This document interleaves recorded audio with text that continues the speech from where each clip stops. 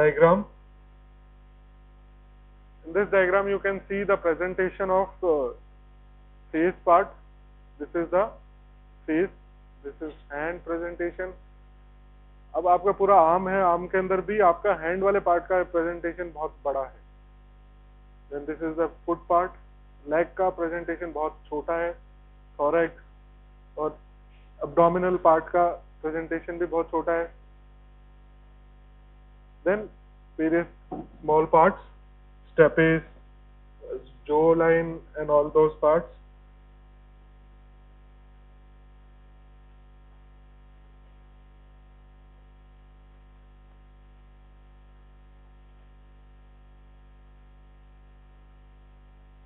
चलो चलो जल्दी करो.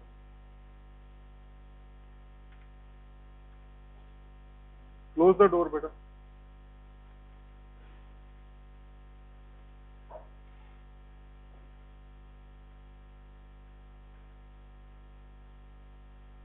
So there are two cortex.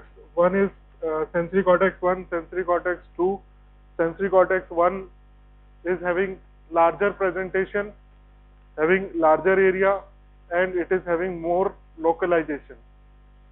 In both area,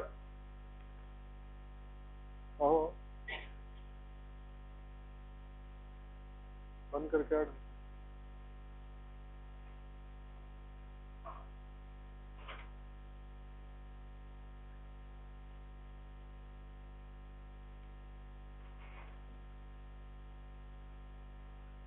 So S1 more extensive sensation and high degree of localization.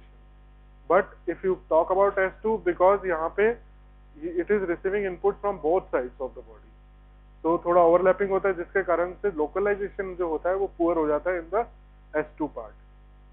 And यहाँ पे S1 के अंदर because the area is large and it is represented somatotropically, so localization is very good in S1 part, sensory cortex 1. Area 1 body parts represented upside down, उल्टा होता है presentation. अभी अपन ने diagram में देखा जैसे face most laterally, legs and medially था आपने देखा. अभी डायग्राम जो देखा उसमें लेग्स तो सिर्फ बीच में लटके हुए थे नीचे की साइड में. Lips, face, hums, large area of sensory cortex, greater representation proportional to the receptor density in the part of represented. अब अपन ने देखा कि वहां पे अब्डोमेन, थोरैक्स, ये वाला जो छाती वाला एरिया है, पेट वाला, इसका जो पार्ट था वो बहुत छोटा था. तो अपन जब 2 पॉइंट डिस्क्रिमिनेशन करते हैं तो आपने देखा होगा कि इसके जो 2 पॉइंट डिस्क्रिमिनेशन का डिस्टेंस होता है और जो फिंगर के ऊपर 2 पॉइंट डिस्क्रिमिनेशन होता है उसके अंदर बहुत फर्क है. यहाँ पे बहुत बड़ा डिस्टेंस मिलता है बैक पे करते हो तो, और यहाँ पे आपको बहुत छोटा डिस्टेंस मिलता है. तो that is because of density of receptors. Density of receptors very high in the hand area because उसको रिप्रेजेंटेशन के लिए बहुत बड़ा पार्ट मिला हुआ है. सिमिलरली बैक को, थोरैक्स को, एब्डोमेन को बहुत कम पार्ट मिला हुआ है. Close the door.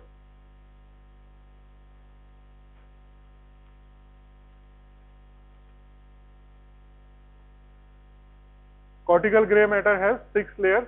ये अपन पहले भी बात कर चुके हैं. 1 to 6 जो रोमन नंबर्स होते हैं उनके हिसाब से इनका नंबर दिया जाता है. तब जो सबसे ज्यादा डॉर्सली है that is 1, 2, 3, then ventrally. Specific sensory inputs are received in the layer 4. Information is spread to superficial and deep cortical layers. Layer 1, 2 receive diffuse non-specific afferents from lower brain centers, specifically thalamus. And layer 2 and 3 sends information to other brain areas and opposite sides via corpus callosum. Corpus callosum क्या है? दोनों side के brain को जो जोड़ते हैं fibres, उन white colour के फाइबर्स वो कॉर्पस कैलोजम कहलाते हैं. And they connect both side of brain. Layer 5, 6 send axons to the deeper part. 5 basal ganglia, brainstem, spinal cord, and 6 to thalamus for feedback circuits.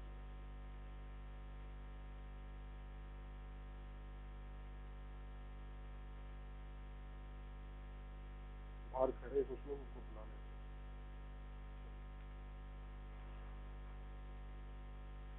Now functional arrangement. Neurons are arranged in vertical column. Each column is 0.3 to 0.5 mm. ये just आपको concept हैं थोड़े बहुत जो आपको in the long term they will be helpful.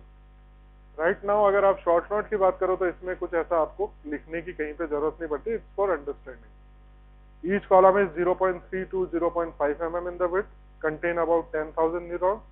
Each column now specific sensory modality.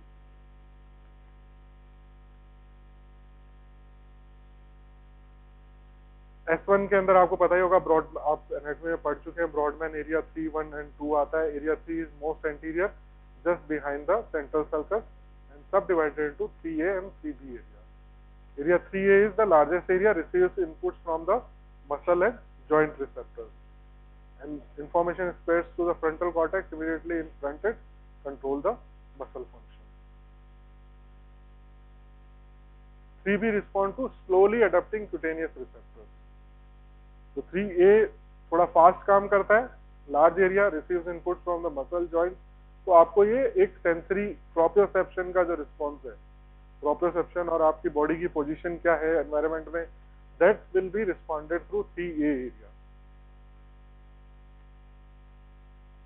और उसके हिसाब से इसे कॉन्ट्रैक्शन कराएगा तो it will adjust the body का, अगर आपका थोड़ा भी डिसबैलेंस हो रहा है, बैलेंस मैनेजमेंट ये करेगा। Then area 1 respond to deep pressure. Area 2 muscle and joint inputs, again neuron also responsible respond to object moving across the skin particular direction, direction sensitivity ये देता है। जैसे कि स्किन पे अगर आपके कीड़ा चल रहा है कोई, तो वो पता चलेगा ना कि वो किस साइड जा रहा है, मतलब वो ऊपर की साइड जा रहा है, नीचे की साइड जा रहा है, हाथ पे चल रहा है, पेट पे चल रहा है, कहाँ चल रहा है। Further processing of information occurring in the somatic association area. Somatosensory cortex 2 bilateral body representation है। यहाँ पे representation is anteroposterior, head anteriorly, receives inputs from VPN nucleus of both thalami, auditory and visual inputs भी आते हैं इसके पास, and somatosensory area 1 से भी input आते हैं। So that's why localization of sensation is poor. Functions है इसके, फंक्शन कैसे इसके स्टडी है, प्लेसिंग लीजन्स इन मंकी, और किसी के अंदर अगर गलती से पैराइटल कॉर्टेक्स और इसका कोई डैमेज हो गया तो functions है perception of all type of somatic sensation, localization, discrimination and all type of pressure, deep, superficial.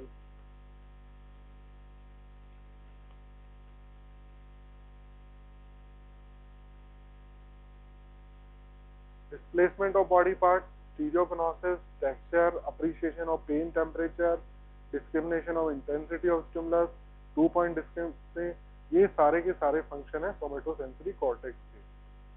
Maximum discrimination of tip finger is 1.2 mm, और इसी को अगर आप बैक पे करते हो तो 30 to 70 mm हो जाता है due to different receptor density, जो हम पहले देख चुके। तो this is a combined of all the sensory cortex का क्या फंक्शन होता है। If you want you can write it down also, वैसे बुक में होगा बट नीचे वाला तो लिखने की जरूरत नहीं है, तो आपको पता है, तो प्रैक्टिकल में भी है अपने दिया हुआ। यू कैन राइट डाउन कि हाँ डिस्क्रिमिनेशन ज्यादा अच्छा होता है फिंगर्स पे, बैक पे नहीं होता because of density.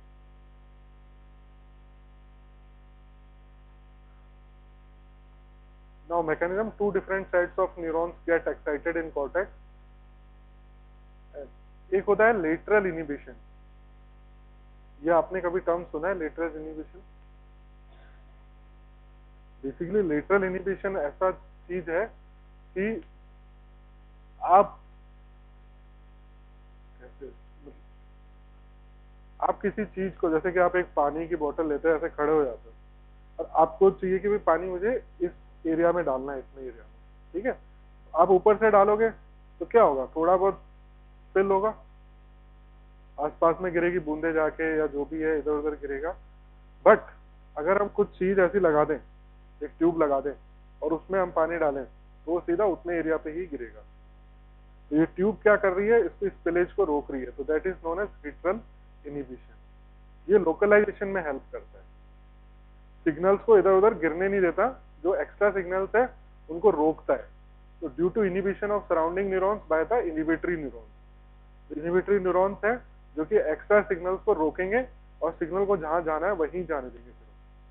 In medulla, lateral inhibition occurs at the gracili and cuneti nucleus, is also seen at the level of thalamus and cerebral cortex.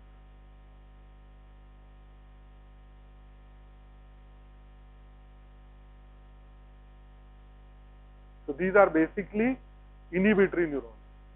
ठीक है, जैसे हमारे मोस्टली हम लोग काम कर रहे हैं जो सेंसरी सिस्टम है, तो हम लोग एक्साइटेटरी न्यूरॉन्स पे काम कर रहे हैं। एक्साइटेशन हो रहा है, कोई स्टिमुलस आ रहा है, वो एक्साइटेशन कर रहा है। बट एक्साइटेशन ऐसा तो नहीं है कि एक जगह पे लिमिट, एक न्यूरॉन होगा तो उसके पास वाला न्यूरॉन ऑटोमेटिकली एक्टिवेट होता है। तो हमें उसको क्या करना है, सराउंडिंग बनानी है, एक उसको बंद करना है।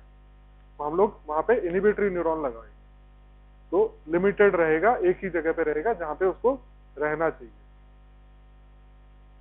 Intensity discrimination eight receptor level, receptor potential of more magnitude with the increase stimulus intensity. अब आपके पास में ज्यादा जोर से आपने दबाया तो आपको पता रहता है, कम जोर से दबाया तो पता रहता है प्रेशर का। तो दैट इज इंटेंसिटी। जितना ज्यादा इंटेंसिटी से स्टिमुलेशन होगा उसको हम लोग डिस्क्रिमिनेट कर सकते हैं। And this is because of summation.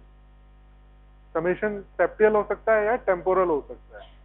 सेप्टियल is in the space, मतलब कि एक ही पॉइंट पे आप बार बार within a fraction, within बहुत कम लिमिटेड टाइम, मतलब बहुत छोटे टाइम के बार बार आप उसको स्टिमुलेशन दे रहे हो।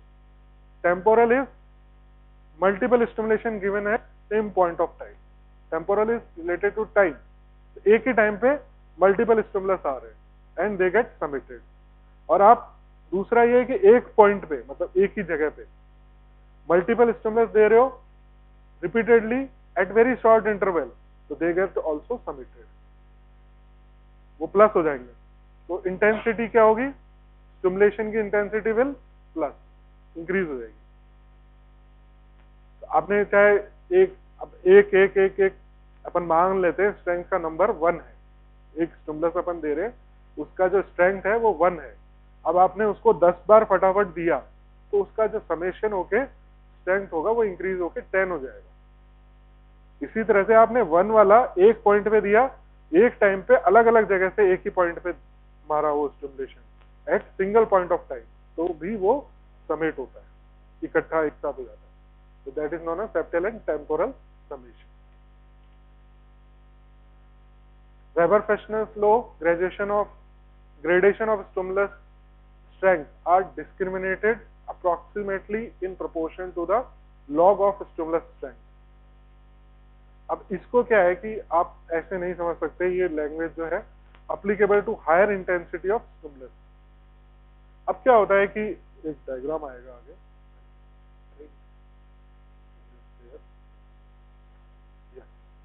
तो see the two diagrams on this side, ये वाला 10 नंबर और 20 नंबर देखो, फिर आप 110 और 120 देखो,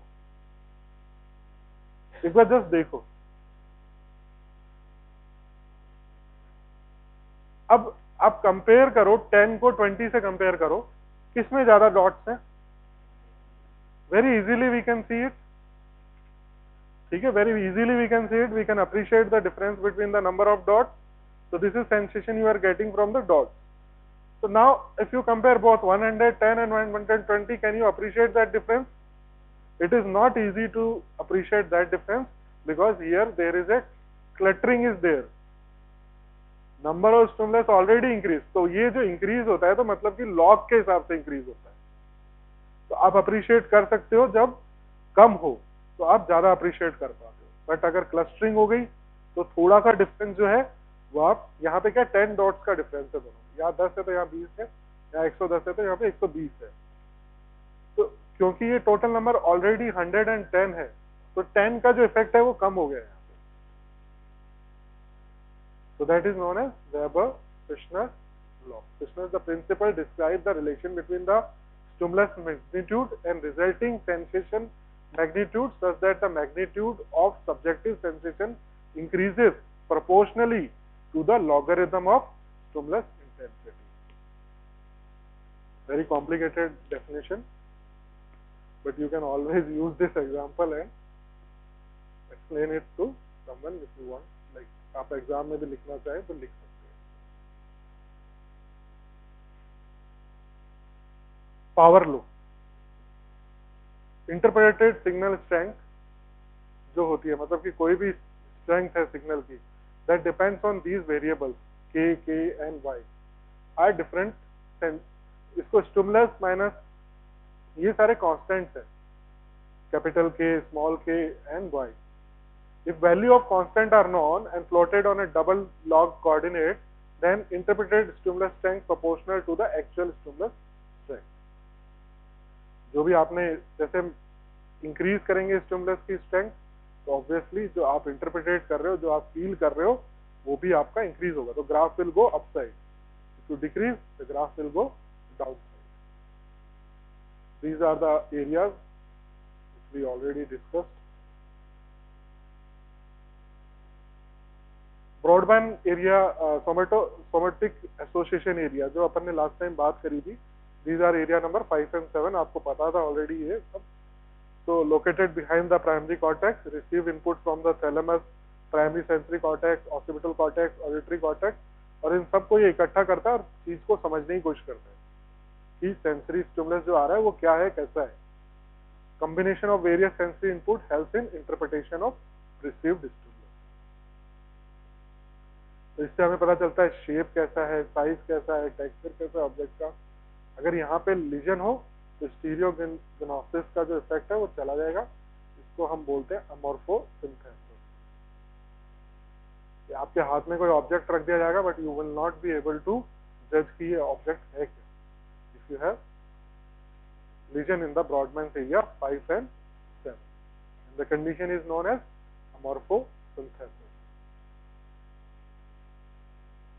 loss of stereognosis sensation।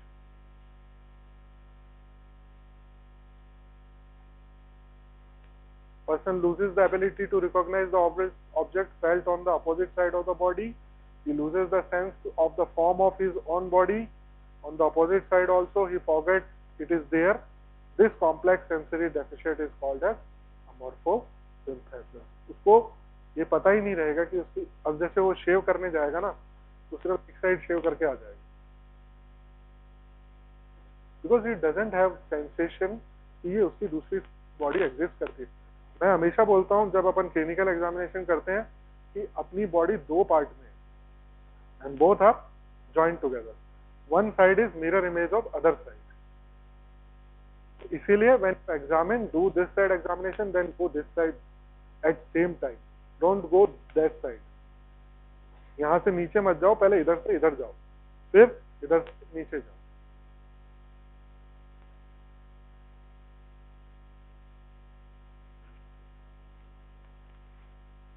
Ascending tract you already know, spinocerebral tract, dorsospinocerebral। जो फर्स्ट ऑर्डर डोर्सल न्यूरॉन में होता है, क्लार्क कॉलम ऑफ सेल बोलते हैं इसको। सेकंड ऑर्डर न्यूरॉन जो होता है इनका, and fibre second neuron, and these ascend ipsilaterally, medulla से ये सेरिबेलम में चला जाता है, तो सेंसेशन देता है for control of posture.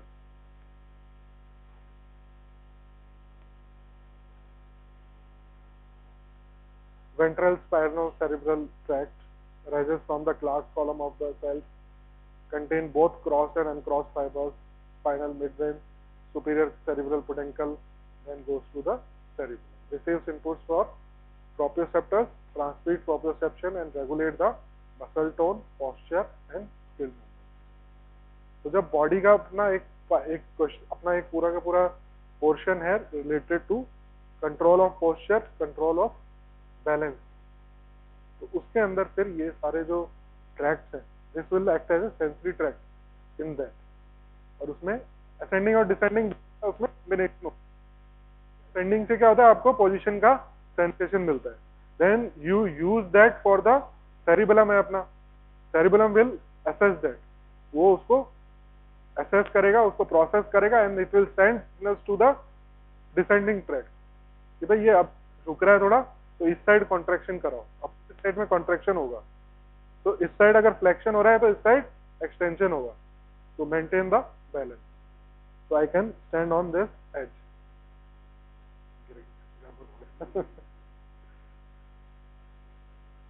So that is the role of cerebellum and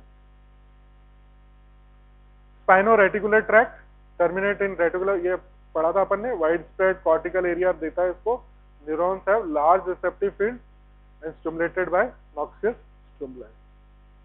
ये हमको जगा के रखता है. Then you know these all tracts, spinotactal, spinoticicular, olivary tract, and they will help in control of tone, posture and equilibrium.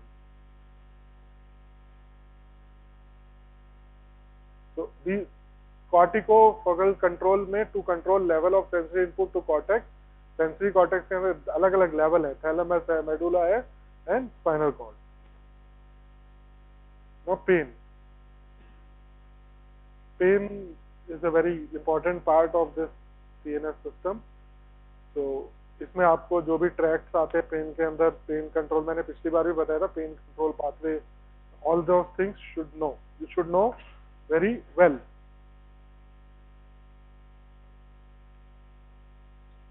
So pain क्या है? It's a feeling, it's an experience which you get when you are hurt. Motivational effect, motivational भी होता है because it keeps you awake, it keeps you alert. So affective response to painful stimuli include attention and arousal. Somatic and autonomic reflexes भी इसके साथ connected रहते हैं. Somatic तो मतलब कि जो बॉडी के जो मसल्स और इनके अंदर के जो रिस्पॉन्स आएगा, और साथ में सोमेटिक रिस्पॉन्स क्या होगा कि रिफ्लेक्सेस जो आते हैं.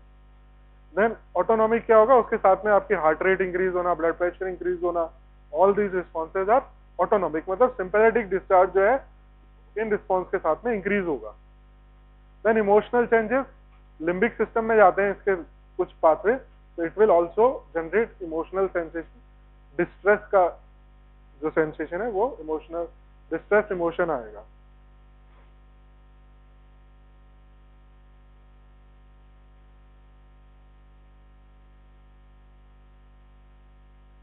All account for unpleasant nature of pain stimulus. Any type of stimulus can lead to pain, mechanical, thermal, chemical and electrical. तो ये तो स्टिमुलस टाइप हो गए अलग अलग तरह के. देन टाइप्स क्या होते हैं, एक फास्ट पेन होता है, एक स्लो पेन होता है.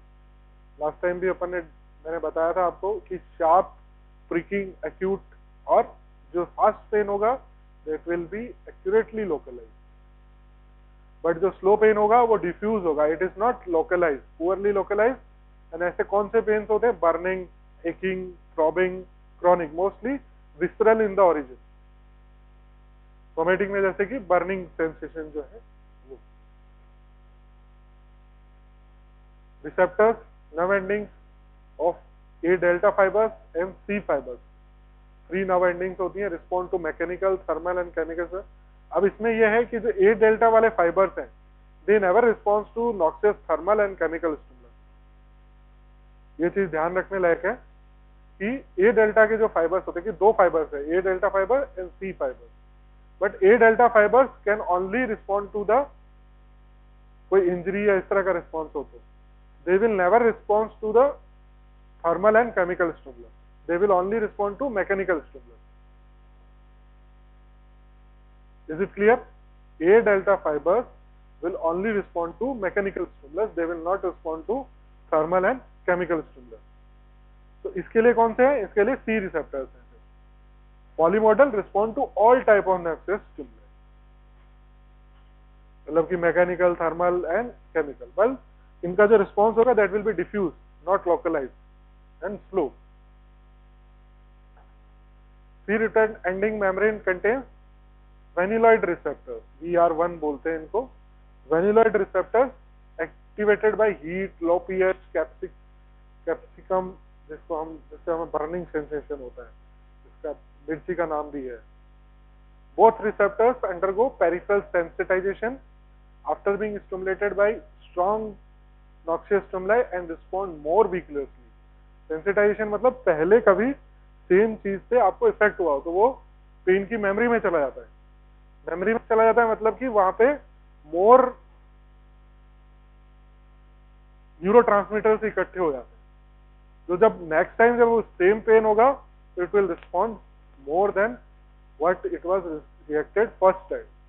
सो that is known as sensitization and it will be vigorous.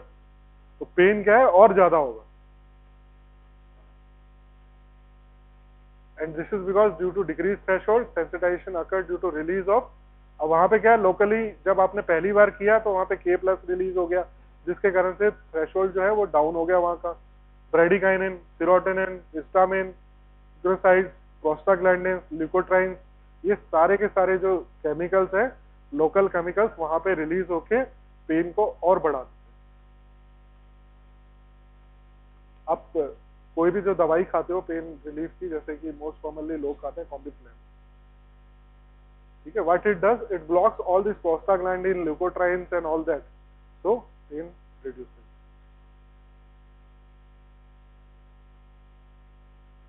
Pen is chemically mediated by probably by ATP.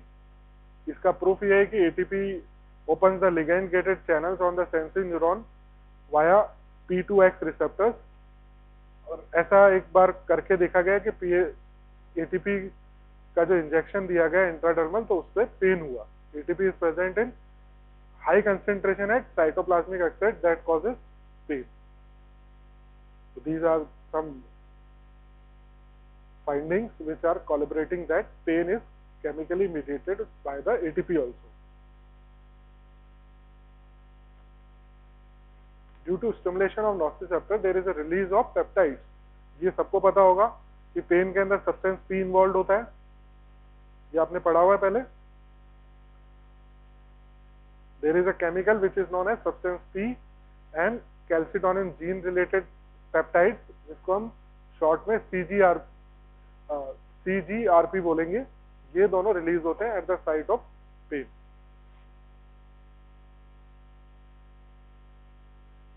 Release also takes place from other endings of the same afferent nerve, axon reflex बोलते हैं इसको। These chemicals causes vasodilation, increase capillary permeability। इससे क्या होगा, oedema. Capillary permeability increase होने के कारण से क्या हुआ कि जो फ्लूइड है वो बाहर की साइड मूव होने लगेगा कैपिलरीज से to the extra cellular space, and it will deposit there and will cause swelling और इडीमा। जो कि पेन से कभी भी आपको कोई मच्छर भी काटेगा तो आपको वहां पे स्वेलिंग हो जाएगी, रेडनेस स्वेलिंग वहां पे हो जाएगी, because that is caused by the local जो भी सब्सटेंसेस वहां रिलीज होते हैं उससे। Now substance P and CGRP enhance the effect of other agents also, जो कि वहां पे रिलीज होते हैं from platelets, mast cells, invading leukocytes, तो inflammatory changes। तो आपने जो भी ये पहले सब्सटेंसेस अपन ने पढ़े सारे, ये सारे सब्सटेंसेस, ये सारे प्लेटलेट्स, मास्ट सेल्स और ल्यूकोट्राइन्स, ये सब ल्यूकोसाइट से ही रिलीज होते हैं, या फिर सेल का जो डैमेज होता है लोकली डैमेज होने के कारण जो कोलेस्ट्रॉल और जो सब्सटेंसेस रिलीज होते हैं उनसे फिर ये सारे सब्सटेंसेस आगे बनते हैं। So these are local hormones or local substances which induces or increase the sensation of pain, और उसको हेल्प कौन करता है, substance P and CGRP। Now A delta fibre and C fibre. A delta fibre का क्या mechanism रहता है, noxious stimuli changes in the membrane potential, receptor potential change होगा and it will cause generation of action potential which will give you the sensation of pain। but C fiber का क्या है, उसका अलग तरह का मैकेनिज्म है, डैमेज सेल एंजाइम रिलीज करेगा, that is known as proteolytic enzyme which will cause circulating gamma globulin का कन्वर्ट करके it will give rise to bradykinin and substance P stimulation, और ये क्या करेंगे फिर stimulation of नर्व एंडिंग करेंगे, उसका डीपोलराइजेशन करेंगे और फिर पेन सेंसेशन पहुंचेगी। तो both have different mechanism, A delta and C fibre.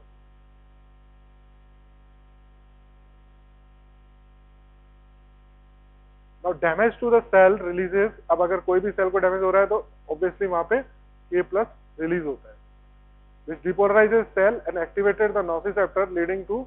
अब के प्लस कहाँ रहता है, सेल के अंदर रहता है, इसकी ज्यादा क्वांटिटी क्या है सेल के अंदर, और सेल के अंदर क्या है, नेगेटिविटी है, और बाहर क्या है, पॉजिटिविटी है, बिकॉज बाहर सोडियम की क्वांटिटी ज्यादा है, अंदर प्रोटीन्स और इनकी सबकी क्वांटिटी ज्यादा है। which depolarize cell and activate nociceptor leading to release of substance P and CRP। substance P act on the mast cell to evoke the degranulation, causes release। अब जब भी मास्ट सेल टूटते हैं तो it will release Histamine. Histamine causes vasodilation and other things. CGRP क्या करेगा? Dilates blood vessels, causing edema and release of bradykinin. Further potentiate the bradykinin. Again, it is again the pain substance, जो कि pen को enhance करता है. ये भी vasodilation कराएगा. Now, intensity of pain is proportional to the degree of the tissue damage. जितना ज्यादा tissue damage, उतना ज्यादा local substance production, और जितना ज्यादा local substance production, उतना ज्यादा पेन की क्वांटिटी बढ़ जाएगी. Pain can be ischaemic pain और मसल स्पाज्म. इस्केमिक पेन का क्या मैकेनिज्म रहेगा कि वहां पे लैक्टिक एसिड प्रोड्यूस होना शुरू हो जाता है. इस्कीमिया हो रहा है, इस्कीमिया के कारण वी डोंट हैव ऑक्सीजन, तो pathway will change and it will start using lactic, forming lactic acid. अब लैक्टिक एसिड कहीं पे भी जमा होता है तो it will hamper the nerve ending को स्टिमुलेट करता है, will cause pain. Secondly muscle spasm में क्या है? It is very intense spasm which will be crunching pain. मतलब ये मैकेनिक रिसेप्टर को स्टिमुलेट करेगा. एंड साथ साथ में मसल स्पाज्म से क्या होगा? जो वहां पे आर्टरीज आ रही थी या कैपिलरीज हैं वो दब जाएंगी, और दबने के कारण से वो बंद हो जाएंगी. Later on it will also cause ischaemia because of compression of the artery. तो ब्लड सप्लाई इफेक्ट होगी, तो that will lead to ischaemia. Transmission हमें पता है कि ये डेल्टा फाइबर फास्ट फाइबर्स हैं, C fibres are slow fibres. The speed of transmission will be different in both. Mixed spinal nerves होती है, जैसे dorsal root of ganglia से dorsal root, dorsal horn, A delta fiber terminate. Now these also give the local collateral branches for the spinal reflex. जब ये A delta fiber से निकलते हैं dorsal horn से, तो they will also collateral branch to spinal reflex. Neuron crosses to opposite side to form the anterior spinothalamic, या फिर जिसको हम बोलते हैं neospinothalamic tract also. It will join the medial lemniscus and few collateral will go to the reticular formation also. So reticular formation will help in keeping us awake. Second order neuron thalamus, third order neuron post central gyrus. Localisation, अब इसमें क्या होता है? Localisation is good. Neurotransmitter will B glutamate. Few fiber ascends in the dorsal column. Slow pain, C fibers. इसका जो area है that is known as lamina 2 and 3.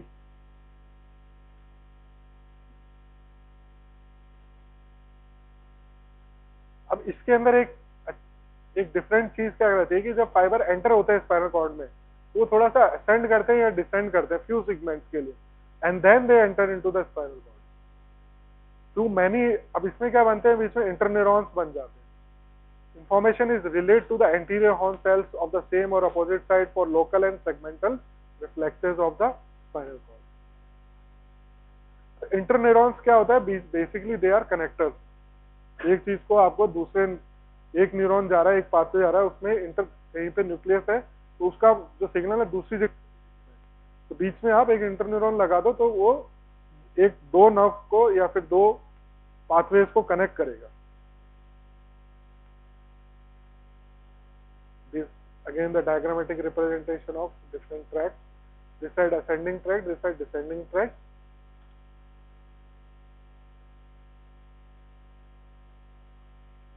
Okay, we'll discuss this later on in the next lecture. I can see all of you are bored now.